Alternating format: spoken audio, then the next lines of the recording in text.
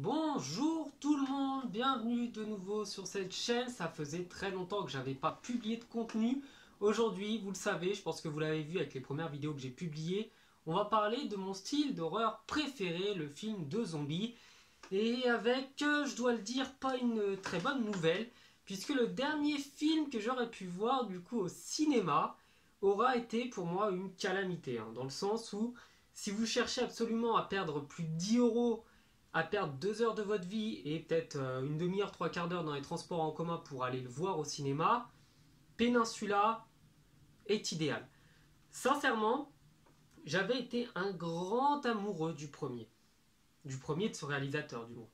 J'étais tombé sous le charme du début à la fin du film Le Dernier Train pour Busan, qui avait, pour un film de zombies, c'est exceptionnel et il faut le saluer, réussi à nous plonger dans l'horreur, à nous mettre dans une situation de stress très élevée, une grande peur, une vraie terreur, sans un seul coup de feu. Et ce film qui a suivi, c'est ce que je résumerai très rapidement comme un poum poum vroom vroom. Il y a des voitures qui font vroom vroom, il y a des pistolets qui font boum boum. Et on tire sur des zombies. Et concrètement, je vais rentrer un peu plus dans le détail dans la suite de cette critique, quand le film commence avec un teaser à l'américaine, avec plein de coups de feu, plein de voitures, plein de cris, plein de zombies, vous sentez le film de merde qui va sortir. Donc on va pouvoir rentrer dans la critique du film. Alors le film se passe du coup en Corée du Sud, et commence plus précisément à Hong Kong, où des réfugiés de l'attaque de zombies de Busan ont réussi à partir du coup en Chine, mais ils sont très mal vus. Très mal vus, très mal accueillis, très mal reçus, et ils vivent dans la misère. Et pour lutter contre cette misère et ces véritables ghettos qui se sont créés, on propose à nos héros de partir là où tout a commencé et de récupérer un camion, et que chacun d'entre eux récupérerait 2,5 millions de dollars. Donc en soi, risquer de mourir pour de l'argent, pourquoi pas. En soi, faut bien lancer le film, donc je vais pas critiquer ça. Mais bon, on va dire que le fait qu'il y ait que la Corée du Sud qui ait été infectée, déjà c'est pas très crédible. Pour commencer, c'est vraiment assez bizarre. Ensuite, dans le même temps, de se dire que c'est uniquement les chaînes américaines qui vont relater les faits et que tout se passe en anglais, non, non, non, non. Concrètement, c'est pas crédible qu'il n'y ait aucune source coréenne qui nous renseigne sur ce qui s'est passé. On nous dit qu'il y a une attaque, mais on ne sait pas d'où elle vient. Donc le film va partir du coup là-bas, et comme d'habitude, et ben voilà, au début ils vont penser que c'est une mission facile, mais après, ah bah non, c'est pas si facile. Donc c'est pas si facile, et ils vont tomber, nez à nez, figurez-vous, avec une famille au complet. Parce qu'il y aura la mère, les deux filles et le père. Donc concrètement, il y a la moitié de la Corée, pour pas dire toute la Corée, qui est morte. Toute la Corée du Sud est KO. Mais vous allez me dire qu'il y a une famille avec un vieux et deux gosses qui ont réussi depuis 5 ans à survivre. Là déjà, niveau cohérence, on est moyen. Ensuite, pour revenir sur les deux petites filles, je veux dire, elles ont grandi dans la peur, dans la terreur, et t'as l'impression que c'est Alicia dans Resident Evil, les deux. C'est-à-dire qu'elles n'ont pas peur des zombies, elles prennent tous les risques de la Terre, mais elles tremblent jamais, elles sont sûres d'elles, elles font que des choix judicieux, parfaits, idéal. C'est concrètement pas crédible. Pas crédible. Dans le même temps, on va tomber du coup sur d'autres survivants, un peu moins gentils que ces deux-là, enfin que ces quatre-là plutôt. Et là, on va avoir repris, mais clairement, les autres films de zombies. Genre, je crois que c'était Evil Dead, ou je sais plus quel film de zombies, où en gros, il y a des survivants qui font des espèces de cirques avec d'autres survivants qui veulent tuer contre des zombies. Et il y a des combats comme ça entre les vivants et les zombies. Et des jeux du cirque. Mais ça, concrètement, ça a déjà été fait.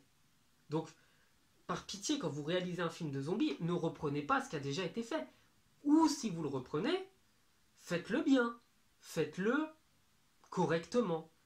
Et là, non. Non, clairement, c'est très mauvais. Parce que, comment vous dire, en fait, je ne sais même pas mettre un mot sur cette nullité. Concrètement, cette partie-là du film, c'est naze. Il y a une espèce de boule de zombies. On sait pas pourquoi elle est là, on sait pas comment elle s'est créée, on sait pas si elle est dangereuse, on sait pas ce qu'elle fait. On fait juste des effets spéciaux, mais vraiment aléatoirement. Ensuite, il va y avoir des poursuites avec les méchants, avec les zombies, et blablabla, et on va tirer, on va rouler, on va tirer, on va rouler, on va tirer, et on va rouler.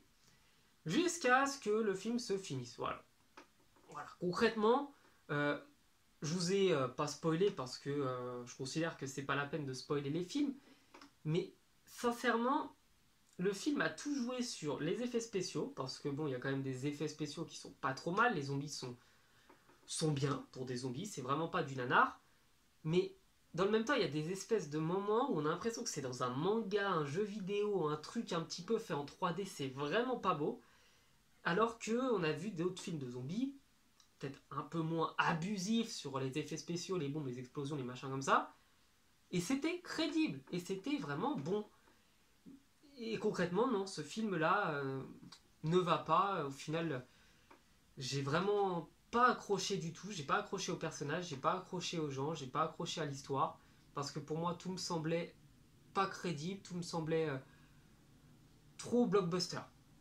Trop fait pour faire un film de zombies, pour faire de l'argent, en reprenant les codes qui existent déjà. Sauf que là où le dernier train pour Busan était extraordinaire, c'est qu'il était innovant.